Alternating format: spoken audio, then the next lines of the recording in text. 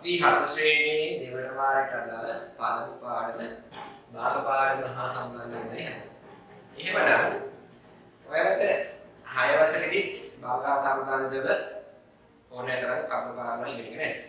එතකොට නැවත අපි 4 වසරේ මූලික සිද්ධාන්ත කතා කරලා ප්‍රථමයෙන් 6 වසරේදී ඉගෙනගත්ත දැනුම නැවත මතක් කරගෙන ඉන්න.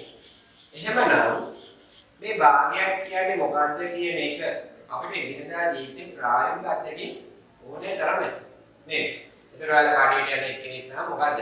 මම කියනවා මම භාගයක් කියනවා. එහෙම නැත්නම් කාලා කියන්නේ මොකද්ද මේ කියන්නේ? මේ අපි නොදැනුවත්ම අපි එදිනදා ජීවිතේදී බාධා කියන පාඩම හා සම්බන්ධයෙන් මෙන්න මේ ඉගෙනගත්ත කාරණා. බලමු මයිගාව මේ කාඩ් පතක් තියෙනවා. මේ කාඩ් පතේ පේනවද ඔබට මෙන්න මේ ත්‍රිකෝණාශ්‍රය සමාන කොටස් හතරකට බෙදා වෙන් කරලා තියෙනවා. එහෙමනම් අපි මොකද කරන්නේ මේ භාගයක් විදිහට ලියන්න ප්‍රථමයෙන් මෙන්න මේ බෙදා ඇති සම්පූර්ණ කොටස් ගන්න කියන එක ගණන් කරගන්නවා. හැබැයි මේ සමාන මේ සෑම කොටසක්ම එකිනෙකට සමාන විය යුතුයි. බලමු ඊට පස්සේ මේ අපි අඳුරු කරලා තියෙන එක කොටසක්. මෙන්න මේ අඳුරු කරන කොටස් ගණන අපි සරල කැලක් ගහලා ඒක උඩින් ප්‍රකාශ කරනවා. එතකොට මේක ඔයා භාගයක් විදිහට ඉගෙනගෙන ඇති කියවන්න මොකද? 4න් 1යි කියන්නේ. නේද? එහෙමනම් මෙන්න මේ 4ට කිසියම් වූ වචනයක් අපි ගණිතයේදී පාවිච්චි කරනවා. මතකද? ඔව්. අපි කියනවා මේ 4ට කියනාගේ නම් කරනවා අපි හරේ විදිහ. එතකොට මේ 1 කියනාගේ අපි නම් කරනවා ලවයේ විදිහ. එතකොට අපි මෙන්න මේ කියන හරේ ලවයේ කියන දේ මතක තියාගන්න පොඩි මේ උදාහරණයක් කිව්ව මොකද? හරකා පිට ළමයි. එතකොට මොකද මේ හරකා කියන වචනයෙන් හයන්නත් ළමයා කියන වචනයෙන් හයන්නත් ඒකට අපි මතක් කරනවා හරය ළමයේ කියන්නේ. එතකොට මෙන්න මේ හරය සහ ළමය කියලා අපි ගත්තේ මොකද? හරය විදියට අපි මෙන්න මේ සම්පූර්ණ කොටසක් ගත්තොත් මේ සම්පූර්ණ කොටස බෙදා ඇති සමාන කොටස් ගන්න. ආපහු ළමයේ විදිහට අපි සැලකුවේ මේ අතුරු කරන කොටස් ගන්න කීයද කියලා. එතකොට අතුරු කරන කොටස් ගන්න එකයි එහෙනම් අපි ඒක ළමයේ විදිහට සටහන් කරනවා. මම ගාව කියන තවත් කාඩ් පතක් බලන්න.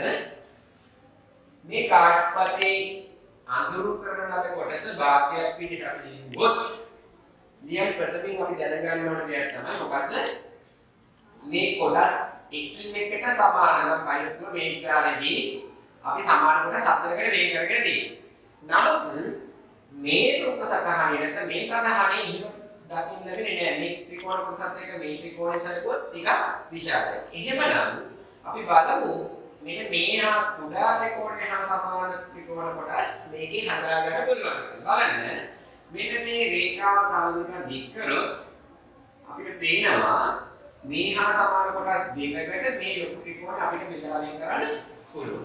එහෙමනම් දැන් බලන්න මේ සම්පූර්ණ කොටස තුළ මෙන්න මේ හා සමාන කොටස් කීයක් තියෙනවද කියලා 1යි 2යි 3යි 4යි 5යි 6යි 7යි 8යි. එන සම්පූර්ණ කොටස් 8ක් තියෙනවා. එහෙනම් අපි මොකද කරන්නේ? මේක ලියන කවුරු විදිහද? හරය විදිහට. නැවත අපි සලකන්නේ මොකද්ද? අඳුරු කරන ලද කොටස කොච්චරද කියලා. එහෙමනම් බලන්න නැවතත් අඳුරු කරන කොටස් 1යි 2යි 3යි. එහෙනම් අපි යාගෙන කොහොමද? මේ විභාගයේ නාමයේ විදිහ. එහෙනම් අපි මේක අපිට අමුතු කියවමු. 8න් කීයද?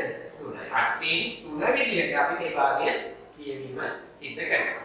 බලමු මෙන්න මේ හරයේ සහ ළමයට අපිට ලැබෙන අගය අනුව අපි මොකද භාග 6 වසරේදී අපි බාර කරා මතක් කරගන්න දැන්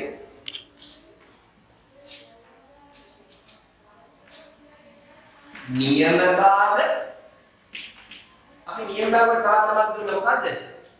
තත්ත්‍ය භාග. තත්ත්‍ය භාග. එතකොට අපි මේ නියම භාගයක් අත්‍ය භාගයක් විදියට කවුද අපි අදහස් කරන්නේ? අපි අදහස් කරනවා නියම භාගයක් තත්ත්ව භාගයක් විදිහට හරයට වඩා ළමයාගේ කුඩා වන භාග අපි නියම භාගයක් එහෙමත් නැත්නම් තත්ත්ව භාගයක් විදිහට නම් කරනවා. එහෙනම් අපි බලමු උදාහරණ කිහිපයක්. 5න් 4. එහෙනම් බලන්න හරයාගේ 5යි ළමයාගේ 4යි. එහෙනම් හරයට වඩා ළමයා කුඩායි. එහෙනම් මොකද වෙන්නේ? එයා නියම භාගයක් නැත්නම් තත්ත්ව භාගයක් කියලා අපි නම් කරන්න පුළුවන්. බලමු 7න් 3යි. එහෙනම් බලන්න හරයට වඩා ළමයාගේ කුඩායි. ආපහු 11න් 8. මොකද වෙන්නේ? හරයට වඩා ළමයාගේ කුඩායි. එහෙමනම් තවත් උදාහරණයක් සැලකුවොත් 4න් 1යි. එහෙනම් හරය විදියට 4ක් ළමයා විදියට 1ක්. එහෙනම් හරයට වඩා ළමයාගේ කුඩායි.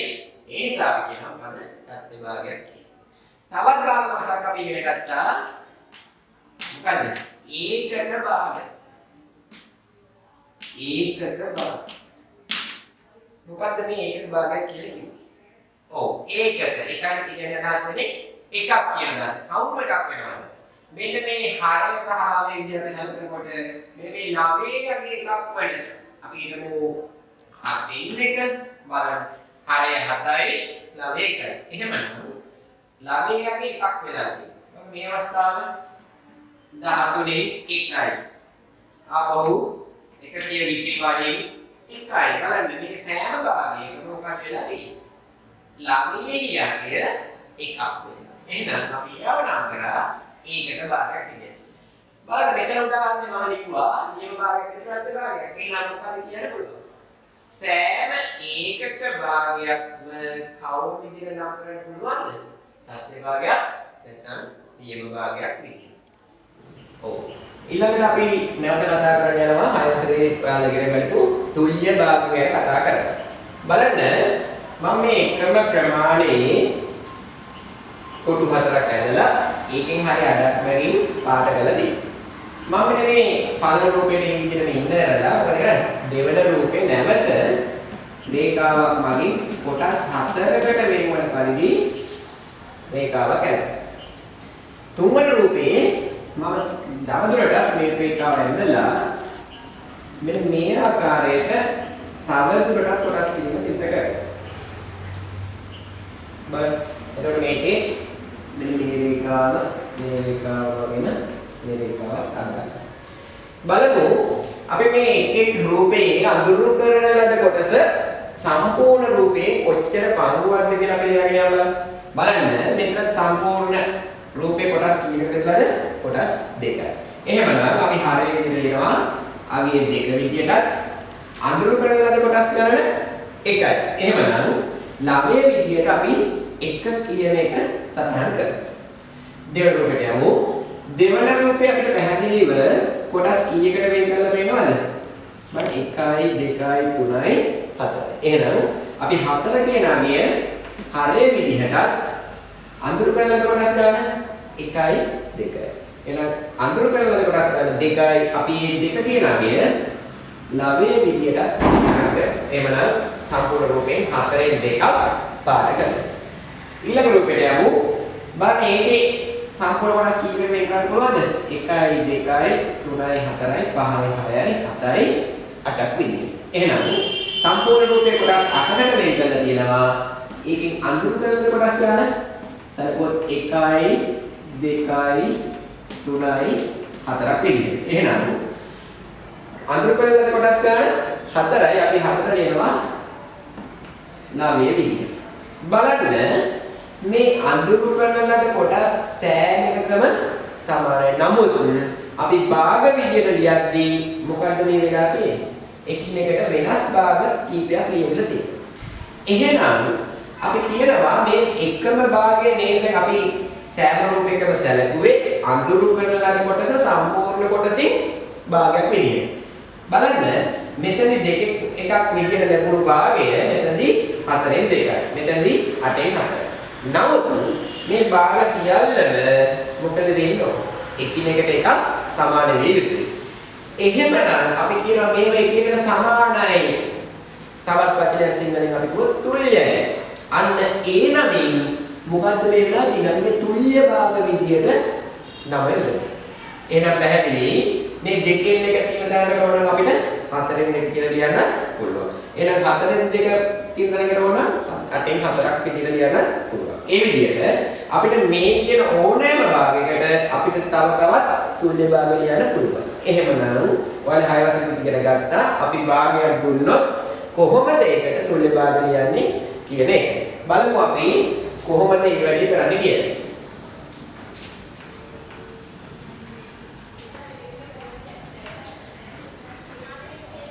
බලමු අපි 3න් 2 කියන භාගය තෝරගමු. ඒ කියන්නේ සම්පූර්ණ කොටස් 3කට බෙදලා එකේ කොටස් 2යි. අපි මේ 3න් 2ට තුල්‍ය භාග සකසා ගනිමු. තුල්‍ය භාග ලියන්න යන්න. එහෙනම් මේකෙදී අපි කරන්න තියෙන්නේ මොකද්ද පුතේ? මෙන්න මේ හරයේ සංඛ්‍යාවත් ලවයේ සංඛ්‍යාවත් බිඳුව නොවන ඕනෑම අගයකින් ගුණ කරන්න. එහෙනම් ඔයා කැමති අගයක් තෝරගන්න මම තෝරගන්නවා 5. එහෙනම් අපි 3න් 2 කියන භාගය මොකද කරන්නේ? හරයත් ලවයත් එකම අගයකින් මම තෝරගත්ත අගය 5යි. එහෙනම් 3 ගුණ කරන්න ඕන 5න් නැවත ලවයත් එම අගයෙන්ම ගුණ කළ යුතුයි. එහෙනම් ඊ අගය ගුණ කරන්න කියන්නේ 5. එහෙනම් බලන්න අපි කෙරුවොත් හරය ලැබෙන 3 ගුණ කිරීම 5 කියන්නේ 5. ආපහු ළමයාගේ 2 ගුණ කිරීම 5යි ඒ කියන්නේ 10යි. එහෙනම් මොකද වෙලා තියෙන්නේ? මෙන්න මේ 3න් 2 කියන භාගයට මෙන්න මේ 15න් 10 කියන්නේ කවුද? තුල්‍ය භාගයක්. එහෙනම් අපි කොහොමද හැදුවේ? මෙන්න මේ හරේ සංඛ්‍යාවත් ලබේ සංඛ්‍යාවත් බිඳුව නොවන ඕනෑම අගයකින් ගුණ කරන්න ගුණ කිරීමෙන් අපිට පුළුවන් තුල්‍ය භාග සකසා ගන්න. බලමු අපි තවත් ක්‍රමයක් තියෙනවා. අපි ඊළඟට තෝරමු 16න් 12 කියන භාගය. 16න් 12 කියන භාගයේ තුල්‍ය භාග කොහොමද අපි ලියන්නේ? දැන් අපිට ගුණ කිරීමේ ගණිතකරණය විතරද තුල්‍ය භාග ලියන්න පුළුවන්? නෑ. අපිට ලියන්න පුළුවන් බෙදීමේ ගණිතකරණය භාවිතා කරලා තුල්‍ය භාග. එහෙනම් බලමු. බලන්න 16යි 12යි දෙකම බෙදෙන අගයක් කියලා බලන්න. ඔව් දෙකෙන් බෙදෙනවා ඕනනම් අපව 4ෙන් බෙදෙනවා. බලමු මම තෝරගන්නවා 4 කියන අගය. එහෙනම් මෙන්න මේ 16 සහ 12 කියන අගයේ දෙකම නැත්නම් හරේ සහ ලබේ කියන අගයේ දෙකම අපි බෙදනවා 4ෙන්. එහෙනම් 16 බෙදුවා 4ෙන් 12 බෙදුවා 4ෙන්. එහෙනම් අපිට උත්තරේ ලැබෙනවා 16 4ෙන් බෙදුවා නැත්නම් 16 4 ගොඩවල් 4යි. ආපහු 12ට 4 ගොඩවල් කීයද? 3යි. එහෙනම් බලන්න 16න් 12 කියන භාගයේ තුල්‍ය භාගයක් තමයි කවුද? 4න් 3. එහෙනම් අපි මොකද්ද කරේ? කලින් කරා හරයේ සහ ලබේ තියෙන සංඛ්‍යා එකම සංඛ්‍යාවකින් ගුණ කරා. දැන් අපි කරේ මොකද්ද? හරයේ සහ ලබේ තියෙන සංඛ්‍යා එකම සංඛ්‍යාවකින් බෙදුවා. එහෙනම් අපි තුල්‍ය භාගය සකසා ගන්න පුළුවන් කොහොමද? හරයේ සහ ලබේ එකම බිඳුව නොවන ඕනෑම අගයකින් ගුණ කිරීමෙන් හෝ බෙදීම කියන කර්තකර්මය වගේ. හත වසරේ භාගා සම්බන්ධව ප්‍රථමයෙන් ඉගෙන ගන්න විෂය කරුණක් විදිහට විෂම භාග කොටස අපි හඳුනා ගන්නවා. එතකොට මේ විෂම භාගයේදී භාගයේ සිදුවීම සිද්ධ වෙන්නේ මෙන්න මේ ආකාරයට. හරයේ සංඛ්‍යාවට වඩා ලවයේ තියෙන සංඛ්‍යාව විශාල නම් අපි අන්න යාට කියනවා කවුද? විෂම භාගයක් කියලා. එහෙනම් බලමු අපි 7 කියන සංඛ්‍යාව හරියට තෝරගත්තොත් එහෙනම් ලබේ තියෙන්න ඕන 7ට වඩා විශාල එකක්. එහෙනම් අගය දැම්මොත් 10යි. දැන් බලන්න 7ට වඩා විශාල අගයක් 10යි. එහෙමනම් හරයට වඩා ලබයගේ විශාලයි. අපි කිව්වා භාග හඳුනා ගන්නකොටම අපි මතක තියාගන්න හරකාවිල ලබය. එහෙනම් හරකට වඩා දැන් ළමයා විශාලයෙන් වෙන්න පුළුවන් දැන්. අන්න ඒ වගේ විෂමයි වෙනස් කියන අදහසින් තමයි අපි මෙන්න මේ භාගය හැදෙන්නේ විෂම භාගයක් නම්. එහෙනම් ඕනෑ තරම් උදාහරණ ලියන්න පුළුවන්. අපි ගත්තොත් හරියගේ 4 විදියට අපිට ලියන්න පුළුවන් 4ට වඩා ඕනෑම විශාලකයක් තෝරගත්තොත් එතන 10යි කියන එක. එහෙනම් මෙතනත් අපි ලියලා තියෙන්නේ කවුද? විෂම භාගය. එතකොට මේ ඒහා සම්බන්ධවම තවත් ඉගෙන ගන්න කෙනෙක් තමයි මිශ්‍ර සංඛ්‍යා කියලා කියන්නේ. මිශ්‍ර සංඛ්‍යා. එතකොට මේ මිශ්‍ර සංඛ්‍යාවක් කියන්නේ කවුද? මෙතන මේ නමේම අදහසක් තියෙනවා මිශ්‍රයි නැත්නම් මෙයා කාත් එක්ක තව සම්බන්ධ වෙලා තියෙනවා නේද? එහෙමනම් මේ මිශ්‍ර සංඛ්‍යාවක් කියලා කියන්නේ අපි කතා කරන පූර්ණ සංඛ්‍යාවේකුත් භාග සංඛ්‍යා කොටසකුත් එකට සම්බන්ධ වෙලා අන්න ඒ වගේ ඉන්න කෙනෙකුට තමයි අපි මිශ්‍ර සංඛ්‍යාවක් කියන්නේ. එතකොට ඔයාලට උදාහරණයක් විදියට ප්‍රායෝගික ජීවිතේ දැකලා නැත්නම් ඇහිලා ඇති අපිට කියන පාංගිලි එකමාරක් කියන කියලා. එතකොට මේ මොකද්ද මේ කියන්නේ? මෙන්න මේ මිශ්‍ර සංඛ්‍යාව පාංගිලි එකයි තව කොටසකින් භාගයක්. මේ එහෙනම් අපිට අන්න ඒ වගේ කෙනෙක් දැන් මම කලින් උදාහරණ ගන්නවා. ඒක පාංගිලි එකයි තව භාගයක්. මෙන්න මේ ආකාරයට අපිට ඒක ලියලා පෙන්නන්න පුළුවන්. එහෙනම් සම්පූර්ණ කොටස් කීයද? එකයි තව භාගයක්. වෙන බාහිර භාගයක් වෙනවා. එතකොට මෙන්න මේ දෙන්න කවුද? පූර්ණ සංඛ්‍යාමය කොටසයි භාග සංඛ්‍යාමය කොටසයි. එතකොට අපි මේ විදිහට නමක් දෙනවා. මේ 1 කියන අගේ කියන්නේ පූර්ණ සංඛ්‍යාමය කොටස. පූර්ණ සංඛ්‍යාමය කොටස විදිහට නම් කරන්න පුළුවන්. ඒකට මෙයා කවුද? මෙයා විභාගයක් වගේ. එහෙනම් අපි මෙයා නම් කරනවා භාගික කොටස. භාගික කොටස විදිහට. එහෙනම් පැහැදිලි මේ විදිහට අපිට පුළුවන් මෙන්න මේ මිශ්‍ර සංඛ්‍යාවක් අපි නම් මේක කියවනවා 1යි 2න් 1. බලමු අපි තව උදාහරණයක් ගමු. එහෙනම් අපි උදාහරණයක් විදිහට අඹගෙඩි 2යි තව භාගයකුයි. එහෙනම් මොකද මේ? 2යි තව භාගයක්. ඒ කියන්නේ 2යි 2න් එකක් විදිහට අපි මේක කියනවා. අඹගෙඩි 5කුයි තව 4 නෙකුයි.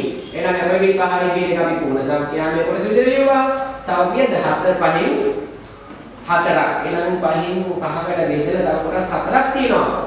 එහෙනම් සම්පූර්ණ ගෙඩි 5යි තව කොටස් 5කට බෙදපු ගෙඩියක කොටස් 4ක් තියෙනවා. එහෙනම් අපි මේක කියනවා 5යි 5න් 4 විදිහට.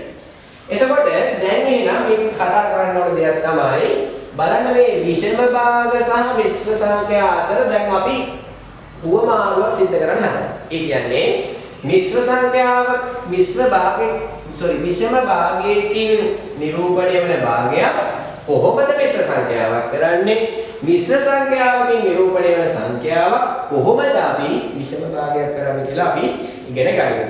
මුලින්ම අපි මෙන්න මේ විෂම භාගයක් කොහොමද මිශ්‍ර සංඛ්‍යාවක් කරන්නේ කියන එක අපි ඉගෙන ගන්නවා.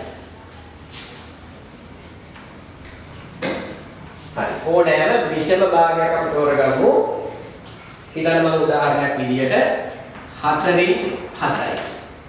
4න් 7. මේකෙදී අපිට පහසුවෙන් තර්ක කරලා ගන්න පුළුවන් නැත්නම් ගන්න හදලා ඒක හොයාගන්න පුළුවන්. බලමු 4 කියන්නේ හරය. එහෙනම් හරයගේ 4යි ළමයාගේ 7යි. එහෙනම් විෂම භාගයක් වෙනවා බලන්න. එහෙනම් මොකද වෙන්නේ? 4කට වඩා 7 විශාලයි. එහෙනම් මොකක්ද කියනකොට අපිට විෂම භාගයක්. දැන් එහෙනම් අපි මොකද කරන්නේ? මේ මිශ්‍ර සංඛ්‍යාව බවට ගොඩනැගීම සිද්ධ කරන්න යනවා. එහෙනම් ප්‍රථමයෙන් බලන්න මෙන්න මේ ළමයේ තියෙන සංඛ්‍යාවට හරයේ තියෙන සංඛ්‍යාවෙන් කොච්චර ගන්න පුළුවන්ද? ඒ කියන්නේ 7ට 4 ගොඩවල් කීයක් තියෙනවද පුතේ? එහෙනම් 1යි. එහෙනම් අපි යන්නේ 1 කියන අගය ඉස්සරහ පූර්ණ සංඛ්‍යාවේ කොටස විදියට සටහන් කරනවා. ආපහු නැවත භාගික කොටස ගොඩ ගන්න ඕනේ. එහෙනම් භාගික කොටසේදී අපිට හරය වෙනසක් කරන්න දෙයක් නැහැ. අපි මෙන්න මේ විෂම භාගයේහි ඇතුළත් භාගයේ අදාළ හරයම ඉන්නවා මෙන්න මේ විදිහට. දැන් අපි කිව්වා 7ට 4 ගොඩවල් කීයක් තියෙනවද? 1යි. හැබැයි තව ඉතිරි කීයද? 3ක්. අන්න මේ 3 කියන අගය මොකද කරන්නේ? මේ භාගික කොටසේ 9 විදිහට සටහන් කරනවා. එහෙනම් බලන්න මෙන්න මේ 4න් 7 කියලා කියන විෂම භාගය දැන් අපිට පේනවා මිශ්‍ර සංඛ්‍යාව බල පූර්ණ ගේකුත් භාගික කොටසකුත් එක්කව වෙලා අපිට මිශ්‍ර සංඛ්‍යාවක් කියන නිරූපණය වෙනවා. තව උදාහරණයක් විදියට හිතන්න 5න් 11. එහෙනම් බලන්න මේ හරයට වඩා ළමයා විශාලයි. එහෙනම් මෙයා කවුද? විෂම භාගය. එහෙනම් අපි නැවත සකස් කරමු මේ මිශ්‍ර සංඛ්‍යාවක් බවට. එහෙනම් 11ට 5 ගොඩවල් කියන්නේ 2යි. එහෙනම් අපි 2 කියන අගය ලියනවා පූර්ණ සංඛ්‍යාවේ කොටස විදිහට. ආපහු මේකේ භාග්‍ය කොටසෙහි හරය මොකද ලියන්නේ? මේ අපේ විෂම භාගයේහි හරයමයි. එහෙනම් ඒ කියන්නේ 5යි. ඊට පස්සේ බලනවා තව ඉතිරි කීයක්ද? 11ට 5 ගොඩවල් කීයද? 2යි. ඒ කියන්නේ 10යි. 10 කියන්නේ 11න් 10 කඩු කරොත් කීයද? 1යි. එහෙනම් අපි අන්නේ ඉතිරිය මෙතන එක විදියට සටහන් කරනවා. එහෙනම් ඒ කියන්නේ 11න් 5 කියලා කියන්නේ 2යි 5න් එක විදියට ලියන්න පුළුවන්. බලමු දැන් මේ අපිට තර්ක කරලා නෙමෙයි ගොඩනගන්නේ. මේක කොහොමද නැත්නම් ගණිතමය ආකාරයට ගොඩනගන්නේ කියලා. බලමු පළවෙනි උදාහරණයට යනවා. මොකද්ද? 4න් 7 කියන විෂම භාගය අපි ලියන්න හදනවා මිශ්‍ර සංඛ්‍යාවක් බව. කරන්න තියෙන එකම දේ 7 කියන අගය බෙදන්න 4 නැත්නම් ලවය බෙදන්න හරය. එහෙනම් ලවයේ අගය 7යි හරයේ අගය කීයද? 4යි. එහෙනම් 7 බෙදන්න 4යි. 7ට 4 ගොඩවල් 1යි. එහෙනම් අපි එක ලියනවා ඉහළින්. එහෙනම් 4ට 1 4යි. එහෙනම් 7න් 4ක් අඩු කරොත් අපිට ලැබෙන කීයද? 3ක් විදියට. එහෙනම් දැන් ලියන්න ගන්නේ මෙහෙමයි. අපි භාග බෙදීමේදී මෙයා නම් කරලා කවුද? ලබ්ධිය විදියට. මෙයාට අපි නමක් දුන්නා ශේෂය විදියට. එහෙනම් මෙන්න මේ ලබ්ධියේ සතහන් අගය නැත්නම් මෙන්න මේ 1 කියන අගය කවුද ලියන්නේ? මෙන්න මේ පූර්ණ සංඛ්‍යාවේ කොටස විදියට ලියනවා. ආපහු අපි බෙදීම කරේ නැත්නම් අපේ මේ 4 කියන්නේ කවුද? විෂම භාගයේ අරේණියාව 4 විදියට ලියලා මෙන්න මේ ශේෂය නැත්නම් ඉතිරිය අපි ලියනවා මෙයාගේ ලවයේ විදියට. එහෙනම් 4න් 7 කියන විෂම භාගය අපිට ලියන්න පුළුවන් 1යි 4න් 3 විදියට. පැහැදිලිද? හරි. එහෙමනම් අපි බලමු 5න් 11 කියන මේ විෂම භාගය කොහොමද මිශ්‍ර සංඛ්‍යාවක් කරන්නේ කියලා. එහෙනම් කලින් කරා වගේම කවුද? 11 කියනවාගේ බෙදනවා අපි 5යි. එහෙනම් පැත්තකින් 11 බෙදනවා 5යි. 11ට 5 කොටවල් 2යි. එහෙනම් අපි දිනනවා ඉහළින් 2 කියලා. 5ට 2 10යි 10 අපි දිනනවා මෙතන පල්ලෙහින් මොකද කරන්නේ? 11න් 10 කරගොත් 1යි. එහෙනම් මෙයා කවුද? ලබ්ධිය වෙනවා. මෙයා කවුද? ශේෂය වෙනවා. එහෙමනම් අපි මොකද කරන්නේ? ලබ්ධියගේ පූර්ණ සංඛ්‍යාවේ කොටස විදියට අපි බෙදුවේ නැත්නම් මෙන්න මේ විෂම භාගයේ හරය කවුද? 5 කියන කෙනා මෙයාගේ හරය විදියට ලියලා මෙන්න මේ ශේෂය නැත්නම් ඉතිරිය මෙයාගේ ලබ්ධිය විදියට. එහෙනම් පිළිතුර ලැබෙනවා සුළුළු ආකාරයෙන් 2යි 5න් 1 විදියට. දැන් පොතේ අපි කලින් කරේ මොකද? විෂම භාගයක් කොහොමද මිශ්‍ර සංඛ්‍යාවක් විදියට සකසන්නේ කියලා. එතකොට දැන් අපි මේ දේ ඉගෙන ගත්තා මොකද කොහොමද කියන එක. දැන් බලමු මිශ්‍ර සංඛ්‍යාවක් කොහොමද මෙන්න මේ විෂම භාගයක් බවට පත් කරන්නේ කියලා. බලන්න අපි කලින් උදාහරණෙ කිව්වා 4න් 7 කියන විෂම භාගය 1යි 4න් 3ට සමානයි කියලා. බලමු නැවතත් අපි ප්‍රතිවිරුද්ධ වැඩි කරලා මේකේ සිද්ධ වෙනවා කියන්නේ. එහෙනම් මම සලකනවා මිශ්‍ර සංඛ්‍යාව විදිහට 1යි 4න් 3. මෙතෙන්දි කරන්න තියෙන්නේ පොඩි මෙන්න මෙච්චරයි. මෙන්න මේ මිශ්‍ර සංඛ්‍යාවෙහි හරය විෂම භාගයේ හරය විදිහට සටහන් කරගන්න. ඊළඟට මෙන්න මේ පූර්ණ සංඛ්‍යාවේ කොටස සහ මෙන්න මේ හරය ගුණ කරලා බලන්න. එහෙනම් 1 ගුණ කිරීම 4 කියද? 4. අන්න ඒ ආපු අගයට අපි එකතු කරනවා මේ 3 කියන අගය. එහෙනම් මොකද කරන්නේ? 1 ගුණ කරනවා 4ෙන්. ඒ කියන්නේ 4යි 4ට එකතු කරනවා කියන්නේ 3ක්. එහෙනම් බලමු 1 ගුණ කිරීම 4 එකට එකතු කරනවා කවුද? 3 කියන අගය. එහෙනම් නැවත සැකසුවා 1 වරක් 4 4යි එකතු කිරීම 3 එහෙනම් හරය අගය 4 4ක් කියනුනේ 7යි යට 4. එහෙනම් බලන්න 1යි 4න් 3 කියන විශ්ව සංඛ්‍යාව අපිට නැවත ලැබුණා කොහොමද? 4න් 7 කියන විෂම භාගයක් ලෙස. එහෙනම් පැහැදිලි අපිට විෂම භාගයක් විශ්ව සංඛ්‍යාවක් විදිහට විශ්ව සංඛ්‍යාවක් විෂම භාගයක් විදිහට පත් කරන්න පුළුවන්. එහෙනම් තව උදාහරණයක් සලකමු.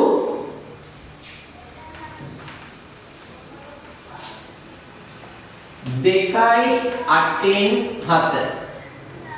එහෙනම් පූර්ණ සංඛ්‍යාවේ කොටස 2යි ආපහු බාහ්‍ය කොටස 8න් 7 විදියට. එතකොට පේනවා අපේ විෂම භාගයේ හරය මොකද වෙන්නේ? මෙන්න මෙයාගේ හරයම මේක. එහෙනම් අගේ 8ක් කියලා අපි මෙයාගේ හරේ ලියා ගන්න.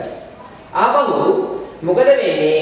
මෙන්න මේ පූර්ණ සංඛ්‍යාවයයි මෙන්න මේ හරේ තිනාගේ මොකද කරන්නේ? අපි ගුණ කරලා ඉන්න 8 වරක් දෙක කියයිද 16යි. ඊට පස්සේ මෙන්න මේ ආපු පිළිතුරට අපි මොකද කරන්නේ? මෙන්න මේ 7 කියන අගය එකතු කරනවා. එහෙනම් 8 වරක් දෙක 16යි 16 7යි කියන්නේ 23. එහෙනම් අපි බලමු. එහෙනම් 2 ගුණ කිරීම 8 එකතු කිරීම 7. එහෙනම් දෙවරකට 16යි 16 එකතු කිරීම 7 හරි 8 ඉන්නව නේද? එහෙනම් හරි 8යි 16 4 කියන්නේ 23. එහෙනම් පිළිතුර විදියට 8න් 23 විදියට අපිට විෂම භාගයක් ලැබෙනවා. පැහැදිලි. ඊළඟ කොටසේදී 7 වසර භාග පාඩමේ අවසාන කොටස භාග සංසන්දනය කිරීමට තමයි මේ සූදානම්. එතකොට 6 වසරේදී අපි ඉගෙන ගත්ත මොනවද? මෙන්න මේ නියම භාග කියන කට්ටියව අපිට පුළුවන්කම ලැබුණා සංසන්දනය කරන්න. මොකද මේ සංසන්දනය කරනවා කියන්නේ? කෙනෙක් තව කෙනෙකුට වඩා විශාලයි කියන්නේ, කෙනෙක් තව කෙනෙකුට වඩා උඩයි කියන්නේ. මෙන්න මේවා තමයි අපි සංසන්දනය කරනවා කියලා කරන්නේ. එතකොට මේ සංසන්දනය කිරීම ඔයාලා ලකුණු දෙකක් දාගත්තා මතක ඇති. මෙන්න මේ වගේ ලකුණු දෙකක් නේද?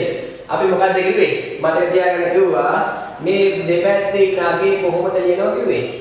කට ඇරිච්ච පැත්තට විශාලගේ විදියට, කට වැහුණු පැත්තට කුඩාගේ විදියට.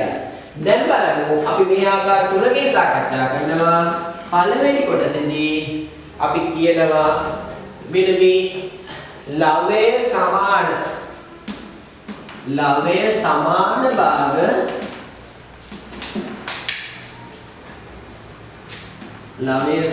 භාග සංසන්දනය.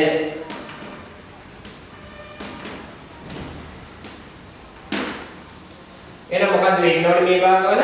ලවය සමාන. අපි ගන්න උදාහරණයක් විදියට 7න් 4 සහ 9න් 4. එහෙනම් දැන් මොකක්ද තෝරගන්න ඕනේ? එක්කෝ කවුද විශාල කෙනා මේ දෙන්නගේ? නැත්නම් කුඩා කෙනා කවුද? බලමුද අපි භාග අඳුනාගත්ත තැනින් පටන් ගමු. එහෙනම් මෙන්න මේ 7 කියන්නේ මොකද්ද? මේ සම්පූර්ණ කොටස බෙදා දක්වපු මුළු කොටස් ගන්න. එහෙනම් ඒක 7යි. බලන්න මෙයා කොටස් කීයකට බෙදාගෙනද? 9යි. බලන්න අවස්ථා දෙකේදීම අපිට ලැබෙන කොටස විදිහට සැලකුව කීයේද? මෙතනදි 4යි, මෙතනදි 4යි. මොකද හිතෙන්නේ? හිතන ගේක් ගෙඩියා 7කට කපලා මට කෑලි කීයද දෙනවද? 4යි. මෙතන ගේක් ගෙඩිය කපන කෙනා මොකද කරන්නේ? ගේක් ගෙඩිය සමාන ගේක් ගෙඩි දෙක මෙයා 9කට කපනවා. 9ට කපලා මෙයා දෙන්නේ මට කේක් කෑලි 4යි. කොහොමද වාසි? 7කට කපලා කේක් කෑලි 4ක් දෙනවද? නැත්නම් 9කට කපලා කේක් කෑලි 4ක් දෙන එකද වාසි? වාසි කොහොමද? Taman කෑමට කිපිය කෙනෙක් නම් එනම් වාසි මොකද? කොටස් 7කට කපලා කොටස් 4ක් ලැබෙනවා නම් වඩාත් හොඳයි. එහෙනම් මොකද මේ? විශාල කෙනා කවුද? මෙන්න මේ 7න් 4 කියන භාගය. එහෙනම් අපිට දෙයක් පැහැදිලි. බලන මේ භාග දෙකේම ලවය සමානයි. නමුත් හරය අසමාන නිසා විශාල කෙනා මොකද්ද වෙන්නේ? හරය එයාගේ කුඩයි. එහෙනම් අපිට සිද්ධාන්තයක් විදිහට කොට ගන්න පුළුවන් ලවය සමාන භාග දෙකක හරය කුඩා වෙන තරමට එම භාගය විශාලයි කියන්නේ. ඊළඟට අපි බලමු හරය සමාන භාග කොහොමද සංසන්දනය කරන්නේ කියලා.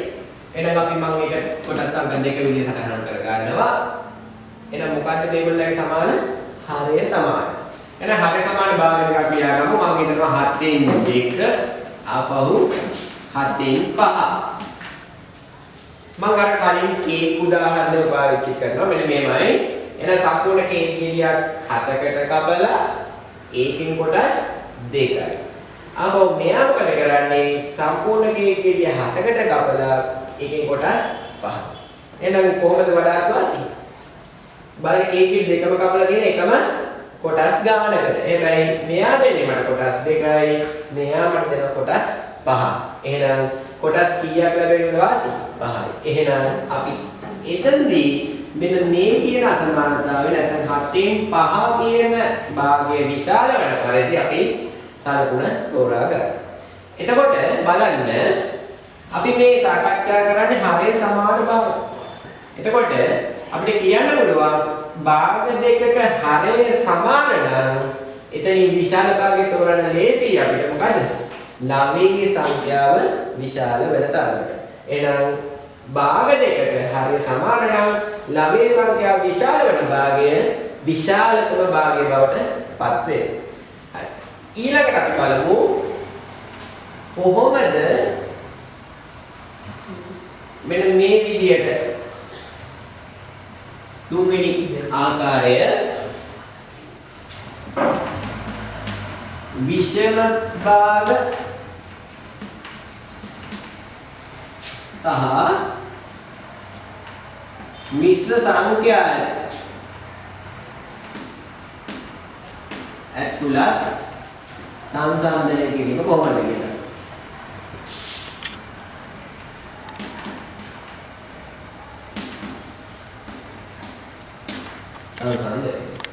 එතකොට මේ කොටසදී අපි කතා කරන්නේ විෂම භාග සහ මිශ්‍ර සංඛ්‍යා ඇතුළත් වෙන විදිය.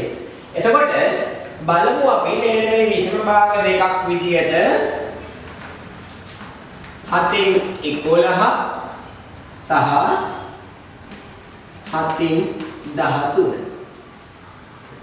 බලන්න.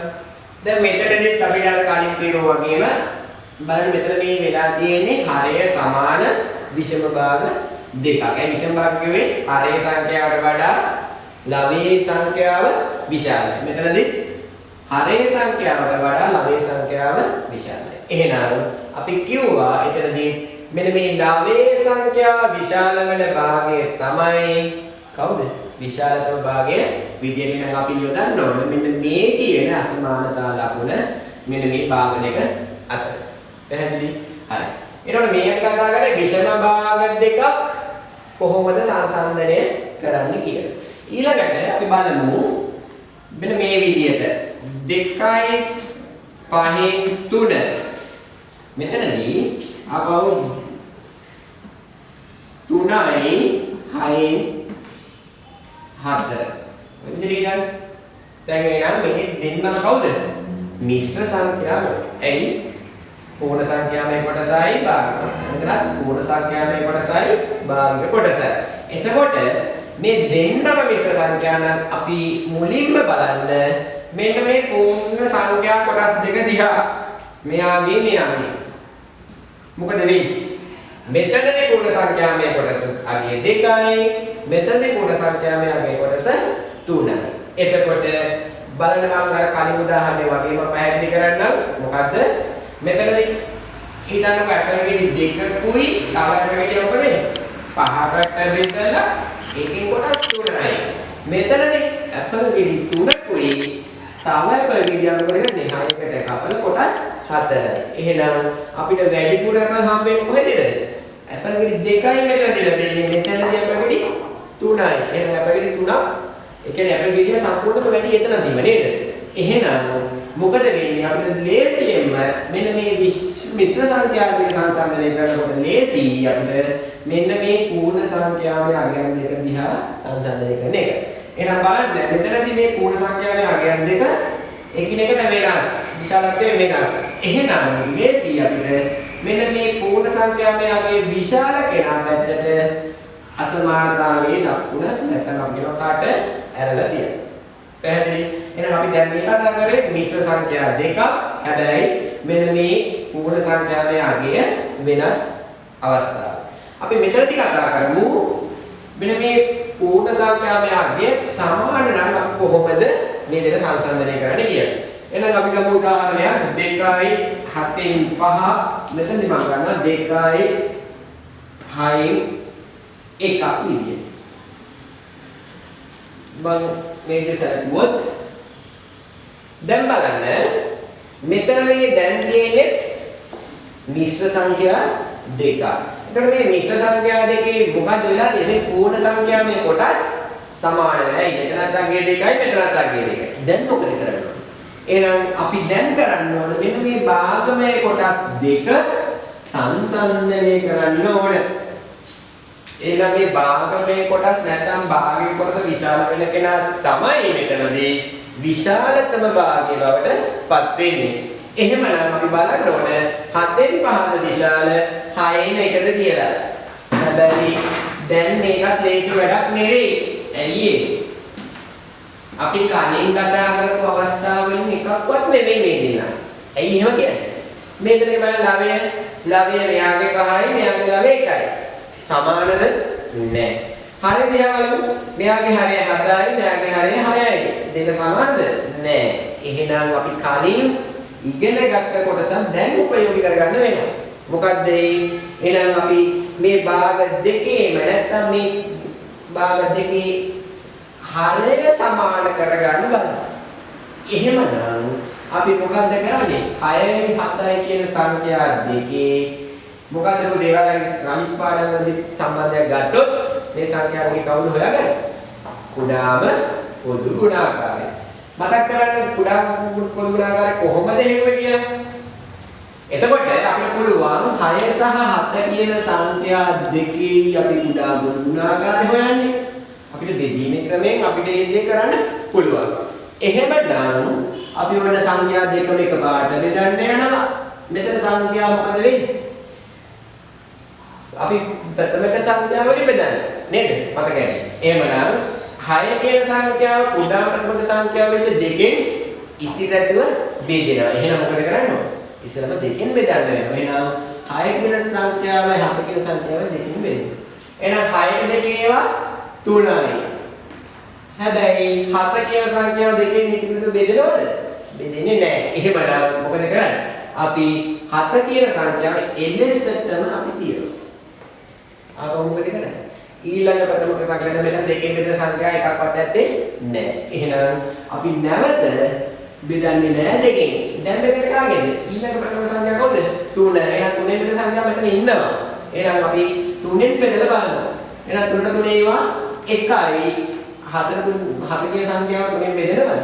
බෙදෙන්නේ නෑ. එහෙමනම් 7 කියන සංඛ්‍යාව අපි එන්නසටම තබා ගන්නවා.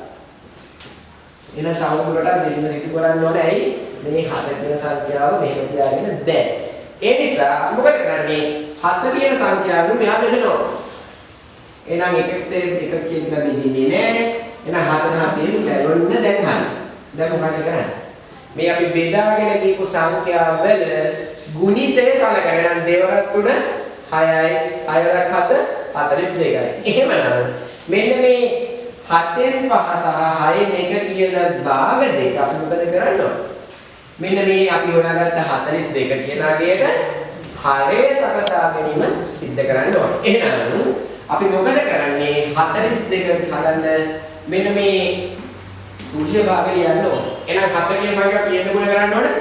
6න් ගුණ කරනවා. එහෙනම් 5 කියන සංඛ්‍යාව මොකද කරන්නේ? 6න් ගුණ කළ යුතුයි. ආපහු 6න් 1 කියන භාගයෙන් දැන් හදන්න ඕන කොහොමද? හරය 42 කරනවා. එහෙනම් 6 කීයද ගුණ කරන්න ඕනේ? 7න් ගුණ කරන්න ඕනේ. හැබැයි ලවය නැවත 7න් ගුණ කළ යුතුයි. එහෙනම් මෙතනින් අපිට ලැබෙනවා හරය 42යි. මෙතන 6 5 30යි. එහෙනම් මෙතන භාගය කවුද? 42කින් 30යි. ආපහු මේ භාගය සැලකුවොත් 42කින් කීයක් විදියද? එක්වරක් 7යි. දැන් පැහැදිලිව වෙනවා මෙතන 42කින් 30යි මෙතන 42කින් 7යි. කවුද විශාල? විශාල 42කින් 30 කියනකනේ. ඇයි? මේ දෙකේ හරය සමානයි. එහෙනම් ලාභයේ විශාල කෙනා තමයි විශාල භාගය. එහෙනම් 30 විශාලයි. එහෙනම් අපිට කියන්න පුළුවන් මෙන්න මේ භාග නැත්නම් මිශ්‍ර සංඛ්‍යා දෙකෙන් කවුද විශාල? විශාලම කෙනා තමයි මෙන්න මේ 2යි 7යි 5 කියන මිශ්‍ර සංඛ්‍යා. මේ වෙනකොට හරි ශ්‍රේණියේ භාග එක කොටසකට අදාළ සියලු විෂය කරුණු අවසන් කරලා වල තියෙන්නේ. ඒකට ඒ හා සම්බන්ධව සියලු අභ්‍යාසයන් පැවරුම් ඔබට බලා ගන්න පුළුවන්. ඒ අභ්‍යාස වල විතර වෙලා ඒ හා සම්බන්ධ සියලු කාරණා උගතගෙන පාඩම සාර්ථක කරගන්න භාග 2 කොටස හා සම්බන්ධව ඉදිරියේදී අපිට නැවත සම්බන්ධ වෙන්න පුළුවන්. ඒකට මේවා සම්බන්ධයෙන් ඔබට ස්තුතියි. ආයුබෝවන්.